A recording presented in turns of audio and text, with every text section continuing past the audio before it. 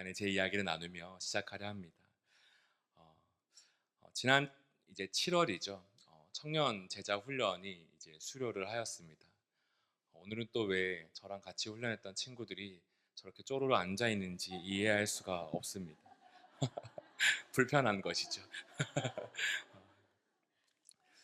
저에게는 이 훈련의 시간이 너무나 참 힘들고 어려웠던 시간이었던 것 같습니다. 전에도 말씀드린 적이 있지만 왜 그렇게 훈련을 받고 싶어 할까라는 의문을 가지면서 저 청년들을 맞이하였는데요. 아무래도 그 앞서서 행했던 이제 제자 훈련 반에 있는 청년들의 삶이 너무나 아름답고 또 본이 되었고 반짝였기 때문에 그 은혜가 그 도전이 청년부 전체에 흐르지 않았나 싶습니다. 그래서 열 몇 명이라는 대단한 수료생들이 이 시간에 흘렀던 것도 있지요. 그런데 그들을 마주하면서 처음에는 참 두렵고 떨림이 가득하면서요. 제가 아는 방법대로 이제 그들 한 명 한 명과 대화를 하였는데 그 대화를 하면서 제 마음에 하나님이 주셨던 한 단어는 시작이라는 단어가 있었습니다.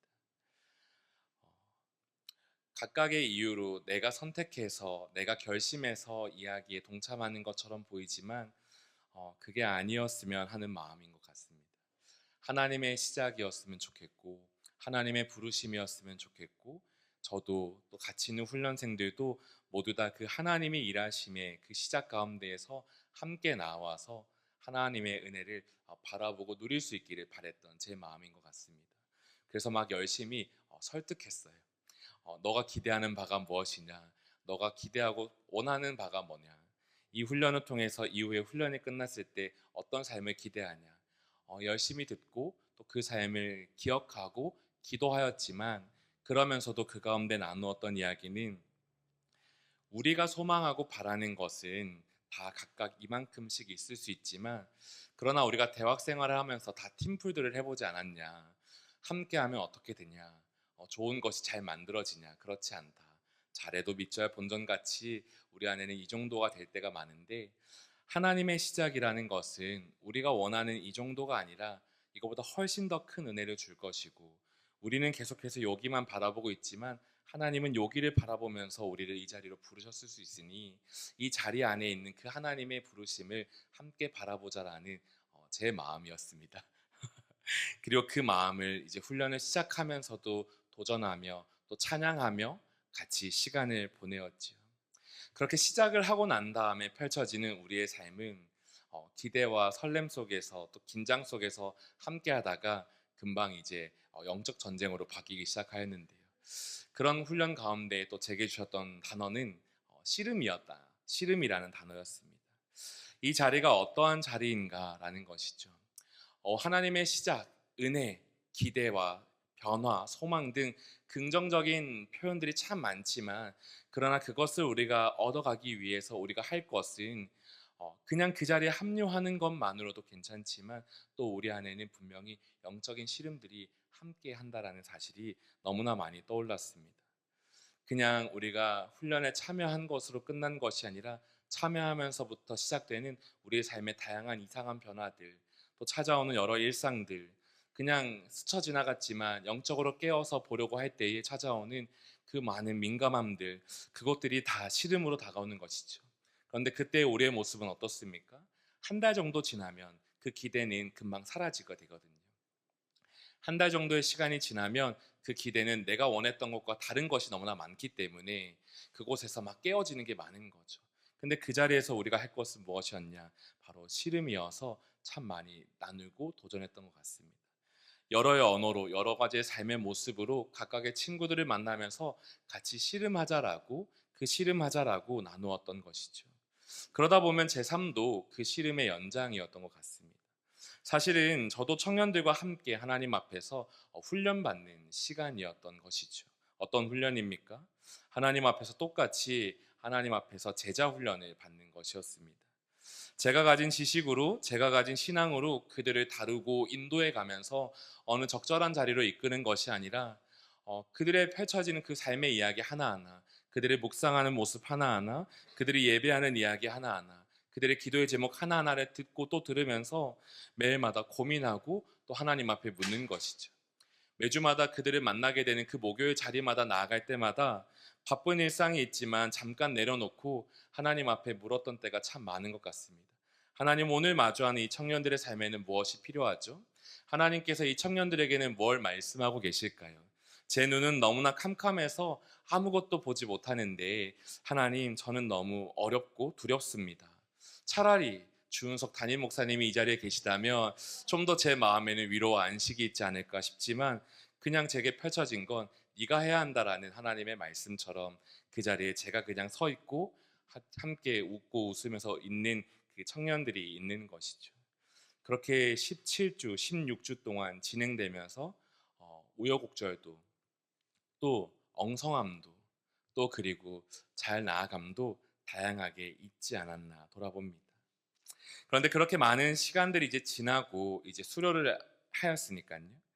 그런 훈련을 마치던 때에 제 마음속에 남았던 단어 하나는 무엇이냐면, 이제 6월쯤이 지나갈 때였는데요. 그때는 무엇이었냐면 튜토리얼이라는 단어가 좀 생각이 났습니다. 혹시 이 단어를 아시는 분 계시나요? 이 단어는 게임에서 가장 많이 접할 수 있는 단어이기도 합니다. 그냥 모르셔도 괜찮습니다. 내용만 설명드리자면, 튜토리얼, 어느 게임에서든지 쉽게 접할 수 있는데요. 게임을 처음 실행하면 이 게임이 어떤 이야기를 품고 있고 어떤 식으로 진행이 될 것이며 어떻게 조작해야 되는지를 차근차근 설명해주는 과정들이 있습니다. 예를 들면 초보자 탈출하는 그런 거죠. 그래서 게임의 시작을 하면은 그 게임에서 알려주는 방법을 따라 하나하나 클릭해보고 이동해보고 앞구르기도 하고 칼로 찔러도 보고 점프도 해보면서 동작들을 익히고, 그럼 그 다음 단계에 주어지는 또 기술이 있어서 그 기술도 한번 써보고 물건도 줍고 하는 등 그 과정들을 이렇게 밟아요. 긴 시간은 아닙니다. 그거를 쭉 오랜 시간 동안 주는 건 아니고 딱 정해진 매뉴얼만큼 짧은 시간 안에 축축축축 주어서 이제 너는 초보자가 아니다 라고 하는 것을 우리에게 보여줍니다. 이 과정을 지나면 초보자 보상을 받고요. 그 적절한 아이템과 물건들을 획득하면서 이제 본 게임으로 들어가는 거죠. 그런데 이 내용이 저희가 맡고 있는 이 훈련과 같다라고 생각이 들었습니다. 이제 훈련을 끝낸다라는 생각을 좀 앞두면서 이 청년들의 삶과 또 제 모습을 돌아보니 이거는 참 안전한 훈련장이었다라는 것이죠. 여전히 우리의 삶을 함께 나눌 곳이 있고, 또 그곳 가운데에서 제가 아니라 저와 함께 하시는 성령 하나님의 인도하심을 구하며 하나님의 그 생생한 인도하심을 누릴 수 있는 현장이 있는 것이죠. 그런데 어떻습니까? 이제 일상으로 나아가면, 이제 훈련을 끝나고 일상으로 나아가면 이제 어찌 보면 각계전투와 같은 상황들이 있는 거예요. 물론 동일하게 청년부 공동체의 예배와 소그룹이 있어서 또 그들에게는 안전한 쉴만한 그런 이런 오아시스 같은 곳이 있지만, 그러나 그들의 삶은 알지 모를지 모르지만, 그러나 그들의 삶은 생생한 자기들의 삶의 현장에 이제 바로 뛰어들게 되는 거예요. 보상이라고 할 것이 있는가 싶을 정도로 바뀐 것은 없을 수도 있는데, 이제는 훈련이 끝났고 너희는 다 배웠고 말씀이 뭔지 기도가 뭔지 너희에게는 다 가르쳐 주었고 너희는 이제 내달려 보라라는 것이죠. 차라리 우리가 아이 같았으면은, 어린아이의 모습 같았으면 천천히 또 다음이 될 텐데, 청년들은 좀 다르지 않습니까? 이제는 성인이 된 삶이기 때문에 그 삶 가운데에서 자기들이 헤쳐나갈 것들이 많이 주어지는 것이죠. 그러다 보니 이 튜토리얼이라는 생각이 좀 강하게 들었던 것 같습니다. 이제 너희에게 주어진 삶이 이제는 이 안전한 곳을 떠나서 이제 실제적인 삶의 현장이 될 것이고, 그곳에서의 그런데 삶은 별반 다를 것은 없다. 우리가 이곳에서 나누었던 끊임없는 영적인 그 교제와 매일의 씨름의 삶이 앞으로도 계속 펼쳐져 간다라는 것이죠. 그러다 보니 이 말은 또 다른 의미로서 프롤로그라는 단어가 함께 떠오르게 된 것 같습니다. 프롤로그, 소설이나 장편시의 서사나 서곡 또는 연극의 서막을 일컫는다. 프롤로그, 뒤에 진행될 본편의 내용을 부분적으로 상징하거나 시작을 뜻하는 장면이다 라는 것이죠. 훈련, 그 훈련의 자리는 하나의 예비된 곳이었고, 그것은 우리가 앞으로 살아갈 매일의 영적 싸움의 연장이었음을 좀 돌아보면서 이제 수료를 하고 그들은 이제 그 현장을 맛보고 있습니다. 그냥 한번 묻고 싶은데요. 잘 살고 있습니까? 네. 그런데 곰곰이 생각하다 보면요. 잘 살기를 바라지만 그러나 이 훈련의 자리가 꺼지면 제일 먼저 매일마다 당연히 해야 했던 말씀 통독과 기도 시간 지키기와 그리고 벌금 내기 등이 다 사라지면서 저의 영혼은 자유해지는 것을 봅니다. 그리고 나태해지기도 하고 게을러지기도 하고 방심하기도 하고 또 이건 아닌데 하면서 뒤로 가기도 하죠. 그런데 비단 이것이 훈련만일까 생각을 해보았는데요. 훈련만이 아니라 저희 모두가 겪는 인생이 다 그렇지 않을까 생각합니다. 어떤 부분 때문에 그러한가 싶으니 잘 살펴보면 우리 모두가 예수를 믿기로 결심한 이후 그 모든 삶은 이제 실제적인 삶이라는 것이죠. 우리가 예수 그리스도를 믿고 영접한 그 이후의 삶은 어떤 연습의 자리가 있는 것이 아니라 매일매일마다 실제적인 영적 전쟁임을 저는 고백하게 됩니다. 그리고 그 고백 위에서 우리는 무엇을 해야 합니까? 매일마다 승리하시는 예수님을 바라보아야 하는 것이죠. 그렇기 때문에 오늘 말씀은 프롤로그 이후의 삶, 우리가 예수 그리스도를 믿는 그 이후부터 우리가 어떻게 살아야 할지 함께할 여러 교훈들이 있을 텐데 그 중에 한 가지를 좀 살피고 같이 나누며 기도하고자 합니다. 오늘 말씀인데요. 히브리서 5장 11절에서 12절 말씀 우리 함께 살펴보도록 하겠습니다. 우리 말씀 같이 읽겠습니다. 시작. 멜기세덱에 관하여는 우리가 할 말이 많으나 너희가 듣는 것이 두나무로 설명하기 어려우니라. 때가 오래되었으므로 너희가 마땅히 선생이 되었을 터인데 너희가 다시 하나님의 말씀의 초보에 대하여 누구에게서 가르침을 받아야 할 처지이니 단단한 음식은 못 먹고 젖이나 먹어야 할 자가 되었도다. 아멘. 오늘 본문에는 잘 살펴보면 세 가지의 대조적인 표현들이 등장합니다. 앞서 읽었던 11절, 12절에는 무엇이 등장하냐면 너희가 마땅히 선생이 되었을 터인데 라는 말이 있는 것이죠. 선생이라는 말. 그런데 우리의 모습은 어떻습니까? 너희가 다시 하나님의 말씀의 초보에 대하여 누구에게서 가르침을 받아야 할 처지이다 라고 하는 것을 보게 됩니다. 이 선생과 말씀의 초보가 대조가 되는 것이죠. 또 그 이후에 무슨 표현이 등장하냐면 단단한 음식은 못 먹고 젖이나 먹어야 할 자가 되었다라고 말합니다. 그리고 읽지 않았지만 13절, 14절에는 어린아이와 장성한 자가 등장합니다. 예수 그리스도를 믿는 믿음 안에서 우리는 어떻게 시작을 하는가? 그 초보자의 모습처럼, 게임에서의 초보자의 모습처럼 누구나 튜토리얼 그 과정을 거쳐갑니다. 그러면서 하나하나 단계를 거치며 아장아장 걷는 것이죠. 우리 인생 또한 마찬가지인데요. 그러나 우리의 삶은요, 항상 그 자리에만 머물러 있는 것은 아닙니다. 어떻습니까? 아이가 자라나고 이제는 유치원, 초등학교, 중학교, 고등학교, 그리고 대학교, 그리고 사회에 이르기까지 우리는 계속해서 자라며 필요한 교육을 받고 그 사회에서 살아갈 수 있도록 독립적으로 설 수 있도록 계속해서 배워가는 것이죠. 그 배움 속에는 여전히 고통도 있고 괴로움도 있지만 그러나 그 모든 것이 훈련이 되어서 이제 우리가 실제로 살아갈 사회로 나아가게 되는 것을 봅니다. 그런데 오늘 말씀에서 보면 어떠한 것이 있습니까? 때가 오래되었으므로 너희가 마땅히 선생이 되었을 터인데 이것은 다른 말로 표현하면 너희는 이미 충분히 교육을 받고 충분히 시간을 보내고 충분히 다 알 거는 다 아는데 왜 너희가 다시 하나님의 말씀의 초보에 대하여 누구에게서 가르침을 받아야 할 처지가 되었는가라고 하는 것입니다. 프롤로그 이후의 삶 첫 번째 이야기는 뒤로 가지 말고 앞으로 나아가야 한다는 것입니다.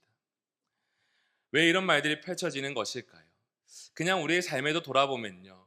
우리의 삶에는요. 참으로 많은 지식과 또 배움들이 있습니다. 매 주마다 드리는 예배를 생각해 보면요. 1년만 거쳐도 52번, 거기에 수요예배를 더하면 104번, 거기에 새벽기도 나오시는 분을 더하면 숫자는 여기까지 하겠습니다. 계산이 안 되거든요. 그런데 그렇게 수를 더해가다 보면 우리는 얼마나 많은 예배를 드려왔겠습니까? 또 다락방 모임과 공동체 모임, 제자 훈련 등 얼마나 많은 배움들을 가져왔습니까? 그런데 때때로 우리가 마주하는 우리의 현실은 무엇입니까? 저는 잘 몰라요 라는 것이죠. 우리 같이 복음 한번 전하러 나가볼까요? 라고 하면 저는 전할 수 없어요. 저는 배워본 적이 없는 걸요. 과연 그럴까요? 우리의 입술에 얼마나 많이 예수 그리스도에 대한 말씀을 듣고 또 배웠을 터인데 우리가 그것을 전해보지 않았을 뿐이지. 그러나 우리 모두는 사실 훈련된 자이거든요. 하지만 우리의 마음은 어떻습니까? 두려움과 걱정과 여러 가지 상황들로 인하여서 저는 못해요. 목사님이 대신해 주세요. 라는 말들을 우리는 자주 하게 되는 것이죠. 물론 그 안에 공감할 것들도 많이 있지만 그러나 그 공감 이전에 우리의 모습을 잘 돌아보기를 원하는 것입니다. 이 말씀은 새 가족, 막 이제 처음 교회를 나와서 그들을 대상으로 하는 말씀은 아닙니다. 오히려 이 말씀은 이미 오랜 시간 동안 하나님의 말씀에 대하여서 알고 그 말씀에 대해 능통하고 그 말씀에 대해 충분히 깨달을 만큼 깨달은 자들에게 주어지는 말씀입니다. 그런데 이들의 신앙이 어떠했는가 좀 더 들여다볼 텐데요. 오늘 우리가 함께 읽지는 않았지만 히브리서 6장 9절에서 10절 말씀은 이런 내용이 담겨 있습니다.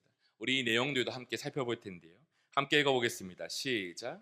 사랑하는 자들아, 우리가 이같이 말하나 너희에게는 이보다 더 좋은 것, 곧 구원에 속한 것이 있음을 확신하노라.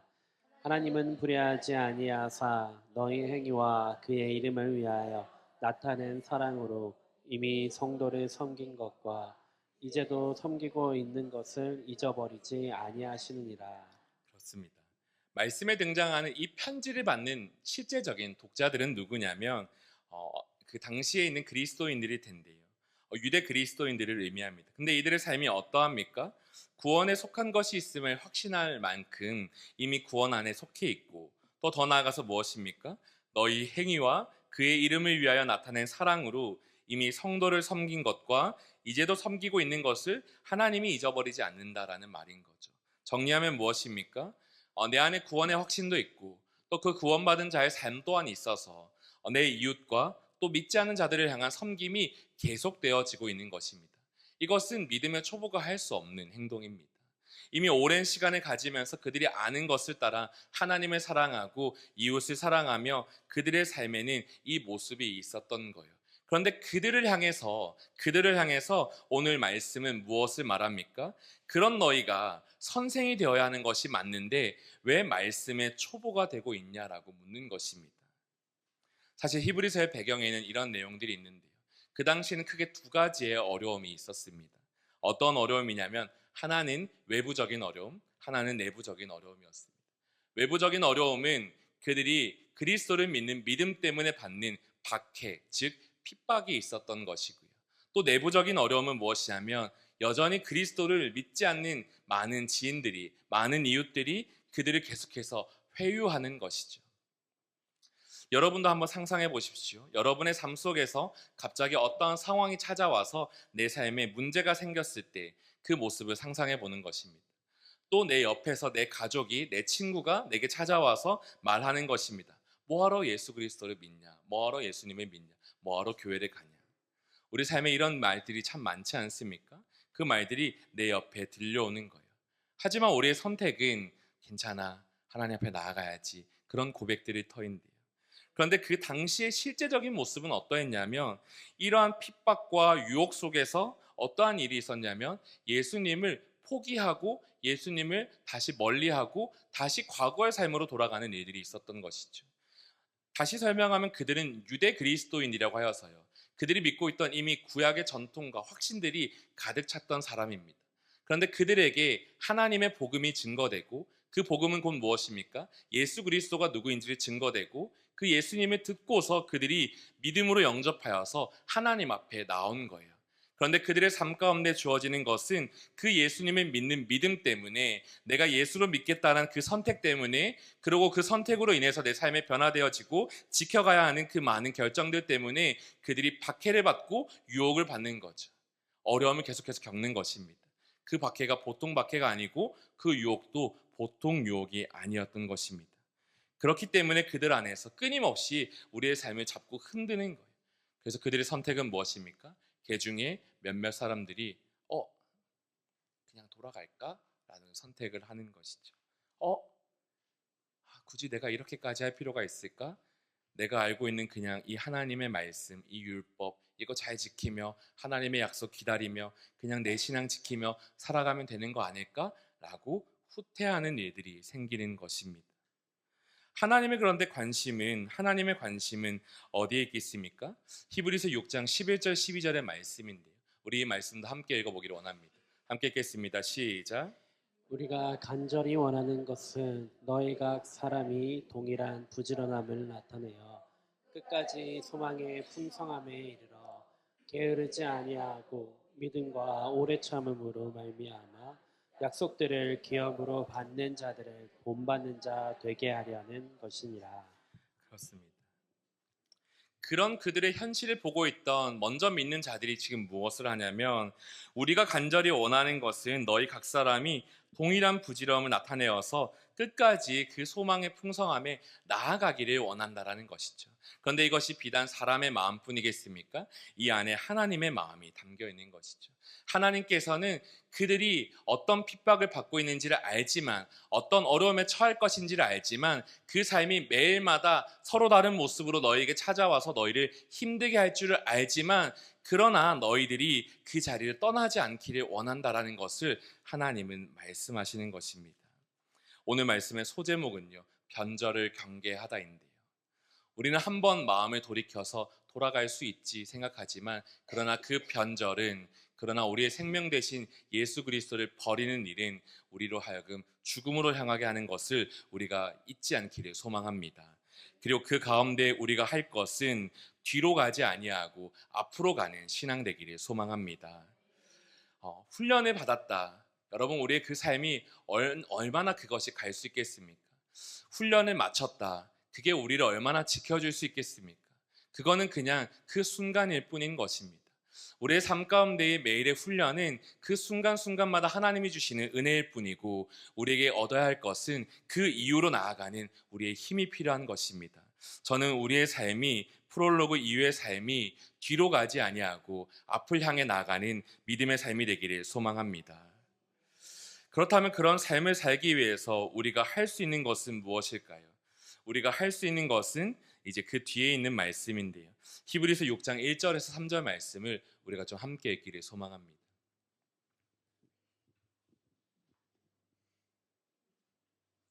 제가 읽겠습니다. 제가 또 못 드렸을 수 있습니다. 히브리서 6장 1절에서 3절 말씀인데요. 그러므로 우리가 그리스도의 도의 초보를 버리고 죽은 행실을 회개함과 하나님께 대한 신앙과 세례들과 안수와 죽은 자의 부활과 영원한 심판에 관한 교훈의 터를 다시 닦지 말고 완전한 대로 나아갈지니라. 하나님께서 허락하시면 우리가 이것을 하리라. 앞서서 우리가 나눴던 거는 뒤로 가지 말고 앞으로 가자라는 말이었습니다. 옛사람을 기억하지 말고 계속해서 우리가 배운 대로 앞으로 나아가자는 것이었습니다. 우리가 비록 지금 다락방 방학을 하였지만 이 방학을 정말 자유함으로 즐기는 것도 좋지만 그러나 저도 기쁘거든요. 그러나 그 쉼 가운데 우리가 잊지 않고 우리 안에 주어졌던 하나님의 훈련을 기억하면서 하나님께로 나아가야 하는데요. 그런데 우리는 어떻습니까? 그렇게 하다 보면 우리 안에 먼저 도전하는 것은 첫째 이것입니다. 이제 우리의 열심인 것이죠. 우리는 배웠지 않습니까? 말씀을 보는 것을. 또 우리는 배웠지 않습니까? 기도하는 것을. 사실은 다른 것은 없습니다. 그것은 곧 무엇을 의미합니까? 하나님 앞에 서는 것을 의미하는 것이죠. 하나님 앞에 서서 하나님을 만나고 그 하나님의 다스림이 내 가운데 있기를 바라는 것, 그것이 곧 신앙의 전부이지 않겠습니까? 그런데 오늘 말씀에서는 이렇게 말합니다. 그러므로 우리가 그리스도의 도의 초보를 버리고, 이러면서 쭉 이야기를 이어가요. 초보를 버린다니, 사실 이때 등장하는 그리스도의 도의 초보란 사실은 믿는 교리의 기초와도 같습니다. 그 교리의 기초는 매우 중요한 것들이에요. 하나님은 누구시며 우리는 누구인가? 우리가 얼마나 구제불능인데 내가 할 수 있는 것은 아무것도 없는데 그런데 나를 하나님이 어떻게 대하시나? 하나님이 대하시는 그 방편으로서 은혜로서 예수 그리스도를 이야기하며 그 예수 그리스도가 우리 가운데 어떻게 오셨고 우리와 어떻게 함께 하셨으며 우리를 어디로 이끌어가는지를 보는 것. 십자가에 달려 죽으시고 부활하시며 이제 나중 영광을 위하여서 나아가시는 그 걸음이 우리 가운데 무엇인가라고 하는 그 복음의 진리, 그것을 우리는 날마다 잊지 않아야 하죠. 신앙에서 가장 중요한 것은 저는 기초라고 생각합니다. 그런데 그 기초 안에 분명 중요한 것은 있지만 그러나 오늘 이 말씀에서는 이렇게 도전해요. 그러므로 우리가 그리스도의 도의 초보를 버리라라고요. 정말 버려야 할까요? 저도 고민이 되어서 좀 찾아보았습니다. 고민하면서 찾아보았는데 이때의 이야기는 단순히 그냥 버려버려라고 하는 게 아니더라고요. 다시 이 원래의 독자들의 상황을 좀 본다면요. 이들은 누구보다 사실 이미 그 진리에 너무나 깊이 깨달아 아는 지식들이 가득한 것이죠. 오랜 시간, 오랜 전통 안에서 말씀에 대한 지식들이 가득한 거예요. 그런데 그들이 계속해서 무엇을 합니까? 그 기초 위에서 계속 이 고백을 맞는지 틀린지를 점검하는 거죠. 그런데 그것이 아니라고 얘기를 하는 것입니다. 너희가 지금까지 계속해서 그런 마음 속에서 그런 모습 속에서 머물고 있었는데 그런 너희의 모습의 현실이 무엇이냐? 오랜 시간과 함께 너희가 선생이 되어야 함이 마땅한데 그런데 너희가 선생되지 않고 여전히 그 말씀의 초보와 같은 위치에 있다라고 하는 것이죠. 그러면서 이 이야기의 끝은 뭘 말합니까? 2절 끝에 그 교훈의 털을 다시 닦지 말고 완전한 대로 나아가라라고 말씀은 권면합니다. 프롤로그 이후에서 한 두 번째인데요. 저는 여러분이 모두 그 완전한 대로 나아가기를 소망합니다. 그런데 그 완전한 데가 어디일까요? 우리의 완벽함일까요? 성경 공부 시험을 보면 100점 맞는 그 삶의 자리일까요? 우리가 모든 지식을 터득하고 이제는 내가 다 암송했다라고 하는 그 자리일까요? 저는 과거에 그것을 추구했던 적이 있습니다. 여전히 그것을 추구하는 마음도 있습니다. 그래서 그것을 다 틀렸다라고 말하고 싶지는 않습니다. 그것도 필요하지요. 하지만 이 말씀 안에서 말하는 완전한 데는 곧 예수 그리스도를 의미합니다. 완전한 대로 나아간다는 것. 유대교의 가르침과 차별화된 참된 복음 앞에 그 진리 가운데로 들어가는 것을 이 저자는 이 편지를 받는 모든 사람에게 전하고 있습니다.